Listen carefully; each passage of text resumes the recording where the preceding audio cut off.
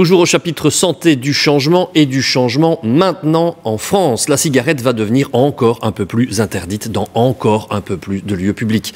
Parcs, plages, lycées, abribus sont concernés et la mesure, selon un sondage, est accueillie assez favorablement par une majorité de la population de l'Hexagone. Quentin Warlop.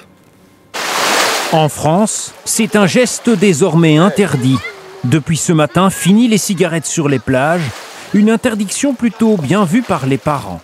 Ça me dérange beaucoup la fumée de cigarette, surtout quand on a des petits bébés comme ça. C'est bien qu'on puisse ne pas en avoir sur les plages.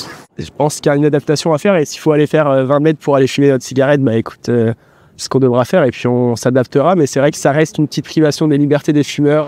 La mesure ne s'applique pas seulement aux plages et aux jardins publics.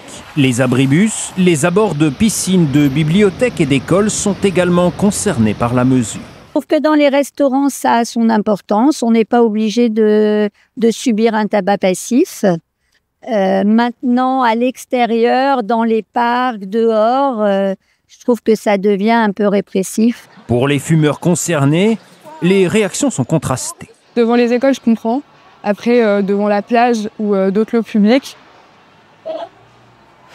je trouve ça assez restrictif.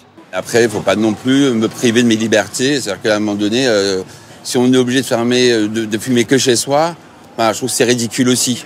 Objectif du gouvernement, protéger les plus petits enfants du danger provoqué par le tabagisme passif. Je pense que pour les enfants, c'est un premier pas pour qu'eux ne fument pas, justement. On sait malheureusement, dans les familles de fumeurs, les enfants ont plus de risques de fumer.